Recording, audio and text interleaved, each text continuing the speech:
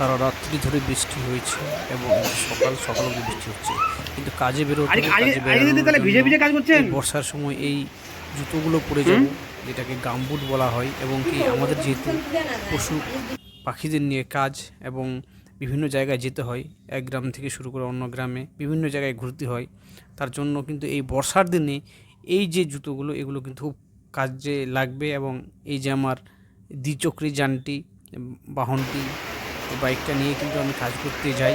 এবং কি কাজ করতে গেলে আমার আগের যে ভিডিওগুলো দেখেছেন যে দুদিকে দুটো ব্যাগ থাকে, ব্যাগের মধ্যে বিভিন্ন রকমের যন্ত্রপাতি থেকে শুরু করে মেডিসিন থেকে শুরু করে কিন্তু বিভিন্ন রকমের আসবাবপত্রগুলো এখানে থাকে। এবং এগুলো দিয়ে আমি ট্রিটমেন্টের যা কাজকর্মগুলো হয়, অর্থাৎ আমরা যে ফার্স্ট এইড ট্রিটমেন্টটা করি, সেই ট্রিটমেন্টের কিন্তু কিছু কিছু যন্ত্রপাতি থেকে শুরু করে ওষুধপত্র এখানে থাকে। এবং আপনারা দেখছেন যে কি করে সকাল থেকে একদম নাগাড়ে বৃষ্টি হচ্ছে, বৃষ্টি থামানোর কোনো গল্প নেই। কিন্তু কী করা যাবে, বিভিন্ন জায়গা থেকে বিভিন্ন গ্রাম থেকে অলরেডি কল চলে এসছে, যেতে হবে। কারো ছাগল অসুস্থ হয়ে গেছে, কারো গরু অসুস্থ হয়ে গেছে, কারো গরু গরম হয়ে ডাকতেছে। এবং আপনারা দেখছেন যে এই যে জুতোগুলো, এই জুতোগুলো পরেই কিন্তু আমি এবং সাজ সরঞ্জাম রেডি হয়ে গেছি, যুদ্ধের জন্য প্রস্তুত, অর্থাৎ ট্রিটমেন্টের জন্য আমি কিন্তু প্রায় প্রস্তুত। আমি জাস্ট বেরোবো এবং আপনাদেরকে বাইরের জগৎ, অর্থাৎ বাইরের যে প্রাকৃতিক ব্যাপারটা আছে সেটুকু দেখিয়ে যে কী করে খালাখন্দ সব চলে ভরপুর হয়ে গেছে। তার মধ্যে করেই কিন্তু আমি একটা বাড়িতে চলে এসেছি ট্রিটমেন্ট করতে। এসে দেখি যে আমাদের যে এই হাঁসগুলো আছে, তার সঙ্গে মুরগি এবং অন্য পাখি যে দেখতে পেলেন, এরা কিন্তু আমাদের সম্পদ। এবং এই যে বাচ্চাটা, এই বাচ্চাটার জন্য কিন্তু আমাকে কল করা হয়েছিল। এবং এসে দেখতে পাই যে এই বাচ্চাটার কিন্তু প্রচণ্ড জ্বর বা তাপমাত্রা, ভালো করে লক্ষ্য রাখুন যে নিঃশ্বাস সমস্যা আছে। তো তার জন্য ওনারা আমাকে সকাল 6টার দিকে ফোন করেছিলেন এবং আমি নাকে দেখি যে সর্দি, সে ঠিকঠাক নিঃশ্বাস নিতে পারছে না, মুখে ফেনা আসছে। যে ফার্স্ট এইড বা প্রাথমিক যে চিকিৎসাটা সেটা কিন্তু আমি করার চেষ্টা করি এবং আপনাদেরকে আমি দেখাবো যে কী আমি ইঞ্জেকশন করেছি, কেমন করে ইঞ্জেকশনগুলো করেছি। এবং তার আগে শুনে নিচ্ছি যে ওনারা কী বলতে চাইছেন বা কী সমস্যা হয়েছিল, সেগুলো কিন্তু ওনারা বলছেন আমাকে। মাথাটা ধরো এদিকে, পিছনটা দিকে ধরো, ভালো করে ধরো, ভালো করে ধরো পিছনটা যে নসা নসা আরো মাথাটা ভালো করে ধরো, ধরো ভালো করে ধরো মাথাটা। হ্যাঁ তুমি এটা ধরো মাথাটা ধরো না, মাথায় গলাটা ধরছো কেন, ভয় পাচ্ছ না তুমি? ভালো করে ধরো।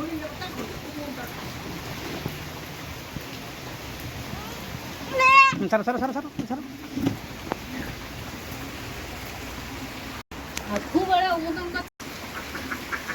ভাই একটা কথা না বললেই না, বৃষ্টি হোক, ঝড় হোক, যাই কিছু হোক, পেট একটা এমন জিনিস যাকে খাওয়ার না দিলে একদম খুব মুশকিল হয়ে যায়। এই মতো অবস্থায় এই যে দেখছেন হাঁসগুলো, বৃষ্টি হচ্ছে, ঝড় হচ্ছে, পাখিটা তারা কিন্তু খাবার সন্ধানে কিন্তু অলরেডি ঘুরে বেড়াচ্ছে এবং কি খাচ্ছে।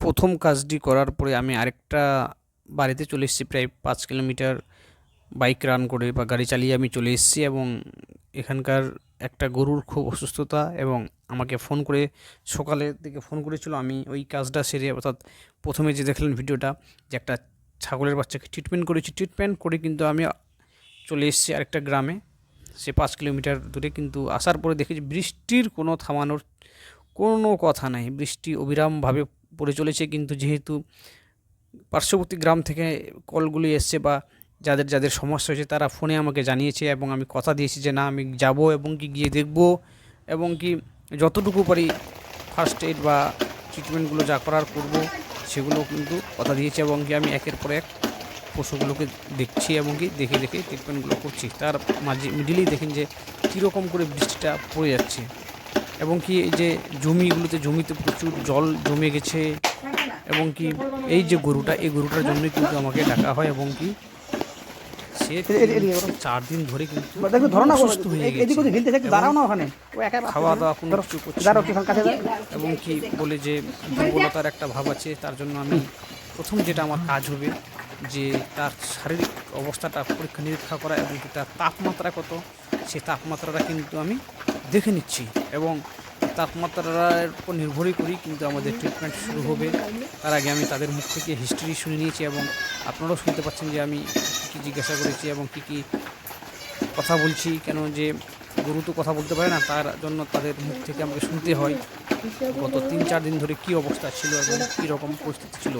এই যে দেখছেন আপনারা যে তাপমাত্রা কিন্তু দেখা হচ্ছে, এই তাপমাত্রা কেমন হবে বা তাপমাত্রা কী হবে, আপস অ্যান্ড ডাউনস কী ব্যাপারগুলো আছে সেটার উপর নির্ভর করেই কিন্তু আমাদের ট্রিটমেন্টগুলো শুরু করা হবে। এবং কি আমরা আরও কনফার্ম করার জন্য কিন্তু দ্বিতীয়বার আবারও দেখে নিচ্ছি। আমার এক ভিডিওতে এক ভাই কমেন্ট করেছিলেন যে আমি নাকি ট্রিটমেন্ট না দেখে শুধু injection করে যাই। তা না, আমি যেহেতু একাই ভিডিও করি এবং একাই ট্রিটমেন্ট করি, তার জন্য মানে অনেক সময় ভিডিও করতে পারে, অনেক সময় করে ওঠা হয় না। এবং ট্রিটমেন্টটা যে সিস্টেমে করা হয় সেটাই চেষ্টা করি সায়েন্টিফিক ওয়েতে করার। তো আমরা কিন্তু ইনজেকশন করব, যে একটা ইনজেকশন আগে করা হয়েছে এবং এটা হচ্ছে দ্বিতীয় ইনজেকশন করা হচ্ছে। আরে ভালো করে ধরো না, অতটা ভদ্র হলে হবে। দেখো তো ইনজেকশনটা করা হচ্ছে, তার আগে জ্বরের ইনজেকশন করা হচ্ছে কি হয়ে যাবে তো। এবং কি লেটা ধরো না, যেমন করে ধরলা। হ্যাঁ, এই ইনজেকশনগুলো করতে গেলে একটু সাবধানতা অবলম্বন করতে হয়, যেন খুব নড়াচড়া না করে। তার জন্য ওনার যে আছে তাকে আমি ধরতে বলি এবং কি উনিও খুব ভালোভাবে ধরেন এবং কি ইনজেকশনের কাজটি সুষ্ঠুভাবে সম্পন্ন হয়। ঠিক আছে না, সার্ফ হয়ে গেছে। ওকে,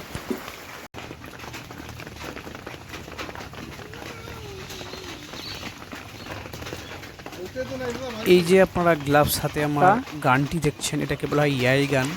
এই ইয়াই গান আমরা তখনই ব্যবহার করি যখন কোনো গরু গরম হয়ে বা হিটে আসে এবং কি গরু যখন হিটে আসে, অর্থাৎ তাকে মিটিং করানোর জন্য আমরা যে সার বা অন্য গরু দিয়ে যখন মিটিং করাই সেটাকে বলা হয় ন্যাচারাল।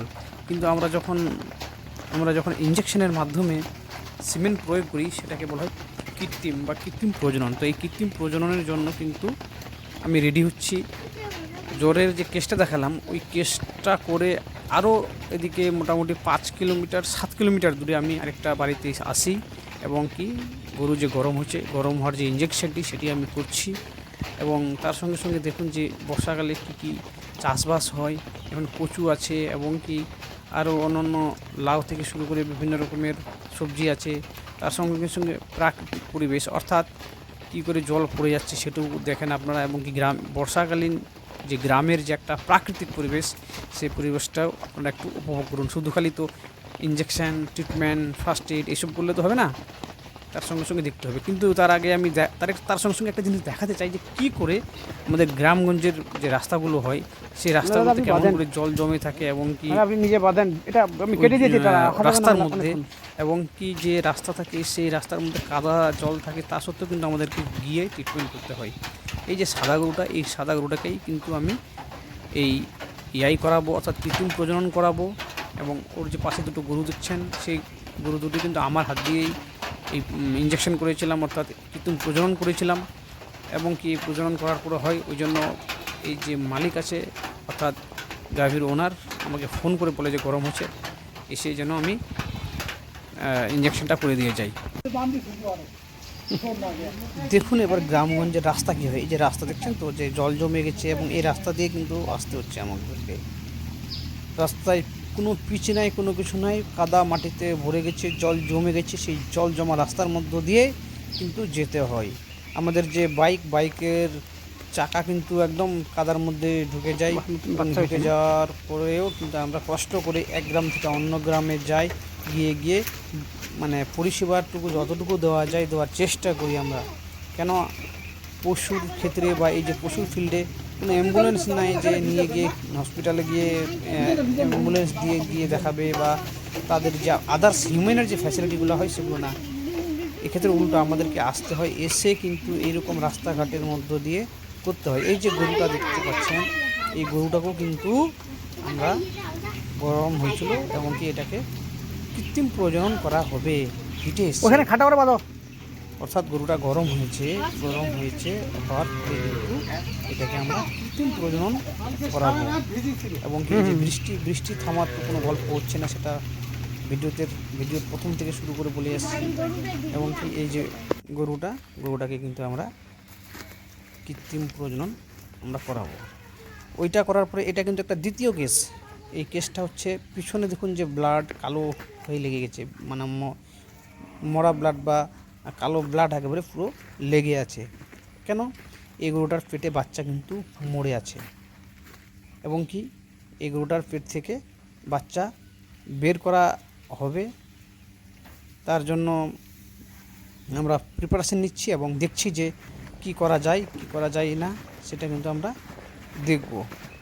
এবার হচ্ছে যে আমরা চেষ্টা করছি যে আর কি কি ঘটনা ঘটেছিল, তার জন্য কিন্তু আমরা এই যে ওর যে ব্লাড, কতটা ব্লাড পড়েছে সে ব্লাডটা দেখছি, কী হারে কী রকম কেমন কষ্টের মধ্যে ছিল সেটা কিন্তু আমি আগে দেখে নিচ্ছি। দেখে নেওয়ার পরেই আমি কিন্তু কাজ শুরু করব এবং কি আমরা দেখাবো আপনাদেরকে যে পেটের ভিতরে যে মরা বাচ্চাটা আছে সেটাকে বের করার পরে কী অবস্থা এবং কি হবে কি হবে না, আপনারা ভিডিওটা দেখুন এবং কি তাহলেই বুঝতে পারবেন যে কী রকমের ব্যাপার হয়েছে এখানে, যে বাচ্চাটা জীবিত ছিল না মৃত, সেটা আমরা কিন্তু বের করব। তার আগে আমাদেরকে সমস্ত কিছু দেখে নিতে হয়, জেনে নিতে হয়, সে তো কথা বলতে পারে না। এবং কি এই যে বাচ্চাটা বের করলাম, বাচ্চাটা দেখুন যে মৃত বাচ্চা, এই বাচ্চাটা কিন্তু একটা মৃত বাচ্চা, কিছুদিন পরে হতো কিন্তু দুর্ভাগ্যবশত পেটে বাছুরটি মারা গেছে এবং মৃত বাচ্চাটা পেট থেকে বের করলাম এবং কি গরুটা একটু মনে হচ্ছে স্বস্তিতে আছে, মনে হচ্ছে যে খাওয়া দাওয়ার একটা ও চেষ্টা করছে যে খাবে। এতক্ষণ ধরে কিন্তু সে কিছু খায়নি এবং এই যে আমাদের কাছে মৃত 12 বছর চাকরি করে হেলমুড়ে ডিপার্টমেন্টে প্রচুর তো এরকম হয়ে গেলে আপনারা অবশ্যই যারা টেকনিশিয়ান পার্সন আছে বা রেজিস্টার্ড ভেট আছে তাদেরকে দিয়ে অবশ্যই আপনারা এই কাজগুলো করিয়ে নেবেন। সকাল থেকে কিন্তু আমি মানে বাড়ি ফিরিনি, এই কাজ করেই চলেছি কিন্তু আমি। এবং কি একটা কাজ হলো যে মানে মোটামুটি বাচ্চাটা বের করে দেওয়া হয়েছে, ওইটা কাজ করার পরে কিন্তু এটা আবার আমি একটা কাজে চলে এসেছি। সেই কাজটা হচ্ছে এই যে এই গরুটা কিন্তু গরম হয়েছে, তাহলে গরম হওয়ার কাজ কিন্তু আমি অলরেডি আগে কিন্তু 2খানা প্রায় করে ফেলেছি এবং কি এটা আমার 3 নাম্বার কাজ। অর্থাৎ গরুটা গরম হয়েছে, গরম হওয়ার লক্ষণ হচ্ছে যে মাথা উঁচু করে রাখে এবং কি গরম হওয়ার পরে কিন্তু আমরা এটাকে কৃত্রিম প্রজনন করাবো, অর্থাৎ এটাকে সিমেন্ট দেবো। এবং এই যে গরুটার কাজ কিন্তু আমি করে দিয়েছি, ভিডিওটা করতে পারিনি, গরুর কাজ করে দিয়েছি। ওইখান থেকে আবার আমি কিন্তু প্রায় 5 কিলোমিটার দূরে চলে এসেছি, 5-7 কিলোমিটার দূরে এসেছি। এবং এই যে ছাগলটা আপনারা দেখতে পাচ্ছেন, এই ছাগলটার কিন্তু 2টা বাচ্চা হয়েছে এবং কি নাকে প্রচুর সর্দি এবং কি সে শ্বাস প্রশ্বাসের কিন্তু খুব সমস্যা। ভালো করে লক্ষ্য রাখুন, এই যে নাকে কিন্তু প্রচুর পরিমাণে সর্দি আছে এবং কি এটা আমার এই আজকের দিনের একটা শেষ ট্রিটমেন্ট। অর্থাৎ সকাল থেকে শুরু করেছিলাম সেই ছাগলের ট্রিটমেন্ট দিয়ে এবং কি শেষ করতেছি আমি প্রায় এই ছাগলের ট্রিটমেন্ট দিয়ে শুরু করব, আমি শেষ করব। তো ট্রিটমেন্ট করা প্রায় হয়ে গেছে। হওয়ার পরে আমরা আকাশের দিকে দেখছি যে সেই সকালে বৃষ্টি থেকে নেমেছিলাম, এখন দুপুর প্রায় 2টা-2:30 বেজে গেল এবং কি কাজ আমাদের প্রায় শেষের দিকে।